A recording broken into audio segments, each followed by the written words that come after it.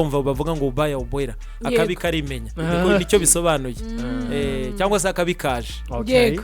Uwitwa Wihanganye Jean Paul ngo Antha mutubarize ibya Bingi Belo mu back Monzove ari Congo batura murera we. Okay, kubya Bingi Belo nabonye ari benshi bagaruka kuri iki ngiki yatumutse. Okay, yego ibya Bingi Belo ejo nibwo namugeje ku kibuga cy'indege Kanombe yuri indege saa 11 anyura disi butuvugana ari Kinshasa iwabo mu bakinwa. Bingi Belo yananiranywe na sino kunaniranywe ni Rayon Sport yabuze amafaranga yo kwishyura DSM. Ntabwo ari ikibazo cy'ubushobozi. Ubushobozi bw'umukinnyi nge narabitekereje ntakubeshye bura narabitekereje. Urabona Binga za mu Rwanda yaje ari umukinnyi wa gatatu watsinze ibitego byinshi muri Championnat Congo. Uwa mbere yitwa Mwako yatsinze ibitego 14 yakinaga Center wa Rupopo ubari muri Singidi zahura na Rayon Sport. Mwako niho akina baramuguze. Rupopo izakina Champions League Competition izakina na Elimelek. Noneho uwabaye wa kabiri yitwa Kitambala yaguzwe na Ibenge muri Azamu. Yego. Niwe watakiraga Kongo muri Chan. Umuntu watsinze ibitego byinshi wa gatatu yitwa Mole numuwinga akinira Center wa Rupopo ariko yakinaga Rangers ubu ngubu. Yego. Watsinze ibitego byinshi wa kane ni Bingi Belo muri Championnat Congo. Muri DSMP yabaye yakane muri Champion. Darling Club Motema Pembe. Mazembe yabaye ya gatanu kuko ya mbere ni Rezegre yatwaye igikombe. Yego. Ya kabiri yabaye Manyema ya Ibenge. Sorry ya General Tango 4. Ya gatatu ni Center wa Rupopo. Ya kane yabaye DSMP. Kandi DSMP yarushijwe n'ikipe ya mbere amanota ane yonyine. Ikinyuranyo si kinini. Bingi ni titireri match zose. Bingi ni yataza muri Rayon Sport agombaga guhamagarwa muri equipe y'igihugu ya Chan. Yagombaga kumusimbura wa Mwaku na Kitambala. Ariko kubera ko atabonetse bahise bahamagara umwataka wa U20 wakiniraga Bokase ejo bundi bavanye mu gikombe cya Afurika bita Tony Talas. Ubu niwe waruri nk'umusimbura. Bingi muzana muri Rayon Sport. Ariko muzanye muri Rayon Sport twari twarumvikanye na Rayon Sport $30,000. Bagombaga guha DSMP $10,000. Yego. Bagaha centre yiwe $5,000 yitwa Kratos. Yego. Bikaba 15. Ibindi 15 Bingi Belo agomba gufata $10,000. Gitanu kikaba cya manager mu cyanjye. Yego. Byagomba kuba ibyanjye bitanu cyane. Aho naturagera mu kandi. Umuntu ndamuzana mugeze Kigali. Mwabonye ko banamwifotore reka ndeke kubyita kumwifoto. Bafashe ifoto, twafashe ifoto kumwe na Muvunyi na Tadeyo. Byari mu rwego rwo kwiyunga kugira ngo bagaragaze ko bavuze intwaro. Kuri PNB 226. Ngiyi foto murakoze cyane. Bingaraza barumvikana na December. Twumvikana ko Rayon Sport igomba kwishyura amafaranga kuri konti $15,000 bya mbere. Yego. Bikagenda mbere ya tariki twari tumvikanye ntago nibuka itariki mbere ku isoko rifunga habura mbere ya tariki 20 z'ukwezi kwa 8 ku isoko ryagomba gufunga retrante ndumva. Hanyuma twumvikana Rayon Sport ko igomba kubikora. None bindi 15 byanjye na Bingi Rey kazabiduha nyuma ya Rio Day ndumva iri taraba. Rayon Sport irabyemera. Icyo gihe umukinnyi amaze gusinya ajya mu myitozo kubera cya cyizere nge nari mfitiye Muvunyi na Tadeyo. Yego. Umukinnyi ajya mu Nzove ibyo yakoraga mwarabyumvaga. Yararirimbwa yigeze kuririmbwa cyane Bingi Belo. Ko yaratsindaga buri mwitozo. Fire zaranyeganyegaga. Ndabyibuka ko umuntu utarageze mu myito mu Nzove agiye kureba Bingi Belo ni Muvunyi wenyine. Gacinya yarahageze, Prosper yarahageze, nka vice president ushinzwe ibyo byose. Abantu bose barageze n'umutoza wareyubwe baravuga bati tubonye imari, tubonye umuntu utabaho. Wow. Yararyatakaga pe mu buryo budasanzwe. Noneho icyaje kuba ni ikihe? Turategereza ngo Rayon Sport izishyura. Izohereza bya 15. Perezida wa DSM pakamamagara. Manager koma ababaza ngo moza wapi mukiringa moza wapi ya ngahamagara Tadeyo ati tugiye kuvugana na Muvunyi. Muvunyi namwikozaho telefone ye burya ntikunda ko ntago kwitaba burya ni gake cyane. None bimaze kuba tumace bigeze na President wa Rayon Sport Tadeyo nawe kwitaba biragabanuka. Rimwe nkamuhamagara kamara iminsi 3 atitabye kuko yabaga bizi icyo tugomba kuvugana. Yego. Ibi uko President de Sempanya saho umuriro niko yasaho umuriro kuri Bingi ko agomba gusubira iwabo.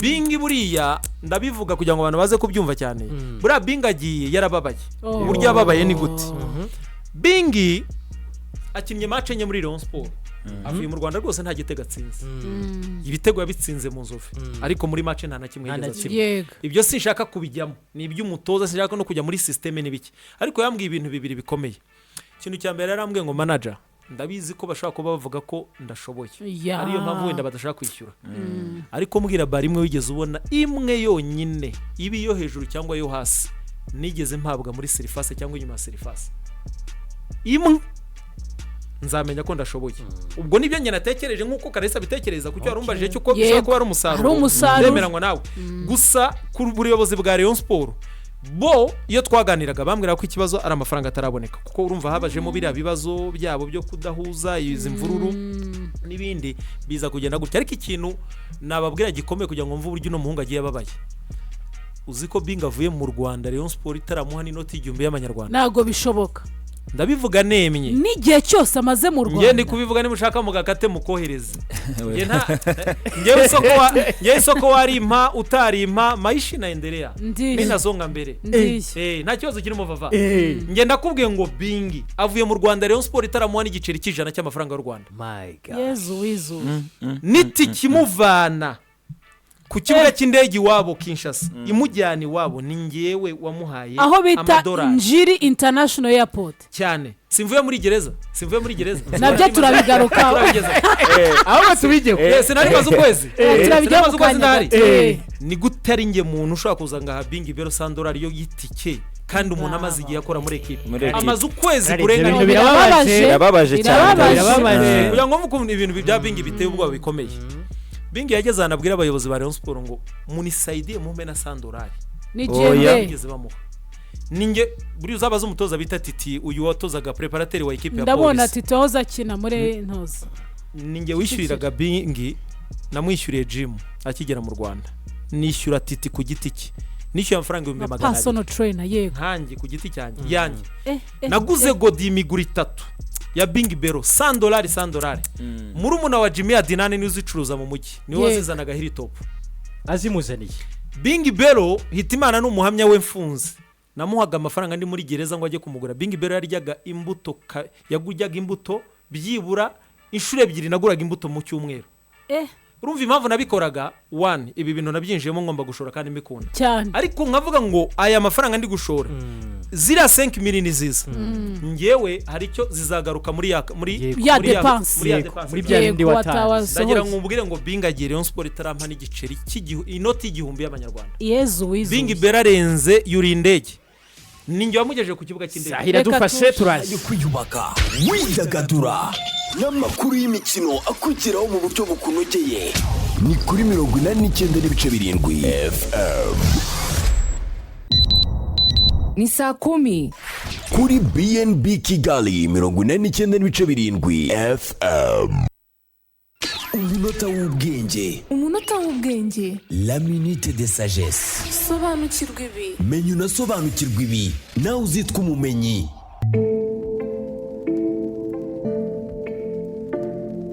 Hirya no hino hari abantu benshi dusanga bafite uruhara abenshi bagatekereza ko biterwa n'imiryango. Mu gitabo cyitwa Hair Growth and Disorders cyanditswe n'abashakashatsi batandukanye barimo Professor Dr. Uruke Brumo Peitavi, Dr. David Whiting, uwitwa Ralph M. True. Igitabo cyagenewe abashakashatsi, abaganga, abanyeshuri ndetse n'abifuza kumenya byinshi ku bijyanye n'imisatsi n'indwara zayo. Gifite page zigera kuri 564 cyasohotse mu mwaka wa 2008. Iki gitabo kandi ngo cyanasohotse mu buryo bwa soft cover ku itariki ya 14 Ukwakira umwaka wa 2010. Kikaba gikubiyemo amakuru agezweho mu mikurire y'imisatsi, indwara zayo, uburyo bwo kwivura no kuyongera ndetse n'ubushakashatsi bwimbitse ku ndwara zitandukanye z'imisatsi, impamvu zo gupfuka kwayo ndetse n'ibindi. Muri iki gitabo kandi aba bashakashatsi banasobanura ibijyanye n'uruhara. Uyu ni umunota w'ubwenge. Aba bashakashatsi banditse ko uruhara ari ugutakaza ubwoya ku gice cy'umutwe cyangwa ahandi hose ubwoya busanzwe bukura nko ku bitsike ndetse no ku ngohe. Ubusanzwe umusatsi ukurira mu turemangingo tw'imisatsi twitwa follicule pileuse turi mu ruhu rw'imbere hafi y'amaraso atembera mu ruhu. umusatsi ngo ukuruva aha aba bashakashatsi bise ko ari ku isoko y'umusatsi ahantu hihariyeho uruhu hakora nk'uruganda rw'umusatsi. Aha kandi ngo haba hari n'imvura z'amatembabuzi zitwa glande sebase. Izi mvura ngo ziri hafi y'utu turemangingo tw'imisatsi zitanga amatembabuzi arinda umusatsi n'uruhu. Aba bashakashatsi bavuga ko abantu benshi bakunze kwibwira ko ruza gusa ku mutwe, nyamara ngo rushobora no kugaragara ku bindi bice birimo ubwoya nko ku bitsike, ingohe ndetse n'ubwanwa. Aba bashakashatsi kandi banavuze ko mu buzima busanzwe mu gihe umuntu ari gukura hagati y'imyaka 15 na 25 kuzamura, gusaza kw'imisatsi ubwayo ari ibintu bisanzwe ngo bitewe n'umubiri wa buri wese cyangwa se ikora ry'imisemburo. Ngo ubusanzwe ngo umuntu atakaza hagati y'imisatsi 50 n'ijana ku munsi, ngo ariko iyo utakaza umusatsi ku rutukura bigeraho hakagaragara uduce tudafite umusatsi, hakaba haza uruhara cyangwa hakagabanuka umusatsi ku buryo bugaragara. Ku isi yose uruhara ni ikibazo gikunze kubaho kandi kigaragara ku bagabo n'abagore, gusa rugaragara cyane mu buryo butandukanye bitewe n'igitsina, imyaka ndetse n'amaraso n'imiryango. Ubushakashatsi bwa dermatology cyangwa se ibijyanye n'uruhu bwerekana ko abantu barengeje imyaka 52 muri 4, ni ukuvuga 50% by'abagabo bagira uruhara rugaragara, naho abagore barenga 40% bagejeje kuri iyo myaka bagira ubwoya bugabanuka haba ku musatsi cyangwa se ahandi hari ubwoya. Aba bashakashatsi bavuga ko nubwo ariko kuzana uruhara ngo bitica cyangwa ngo bitera indwara, ngo hari abo bigiraho ingaruka zikomeye ku buzima bwo mu mutwe, mibereho nko kugabanuka ko kwigirira icyizere, ubwiza n'ishusho y'umuntu yifitiye ndetse n'uburyo bifatamo mu muryango. Ugasanga bamwe mbese baniheba, aho usanga benshi bakunda kwambara ingofero iyo uruhara rwaje ku mutwe, abagore ugasanga bambara bya bindi twita perike. Aba bashakashatsi bagaragaje ko kuzana uruhara bikomoka ku mpamvu zinyuranye, harimo nka gene cyangwa se utunyangingo duhererekanwa mu miryango ari narwo ruzwi cyane. Hari kandi imihindagurikire y'imisemburo, urwaye bushobora kuba ubwa burundu cyangwa igihe gito. Hari kandi ihindagurika ry'ikirere ndetse n'iyangirika ry'uturemangingo tw'imisatsi, ndetse ngo n'ibidukikije n'ibyo turya ngo bishobora gutuma umuntu agira uruhara.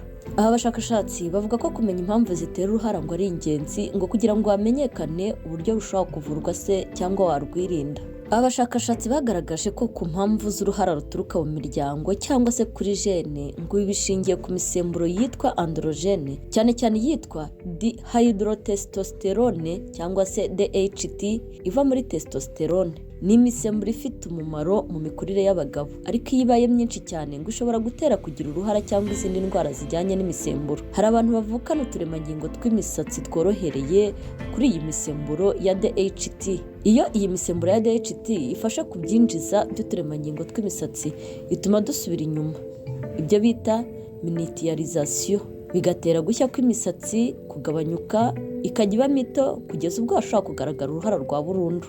Utunyangingo twinshi dufitanye isano n'uruhara ruduturuka ku bagore twa X chromosome. Nubwo uruhara rukomoka ku muryango rukunze kuboneka cyane ku bagabo, abagore nabo ngo bararugira, gusa ku bagore rugenda buhoro kandi ntirugere ku kigero cyo kubura umusatsi burundu nk'abagabo. Ku bagore gutakaza umusatsi akenshi bitangira nyuma yo gukura cyangwa se igihe imisemburo ya estrogene igabanutse. Muri make utunyangingo dukomoka ku muryango nitwo dushyira gahunda ku ruhererekane rw'uruhara, ninde uzarugira, igihe ruzatangirira ndetse n'uko ruzaba rungana.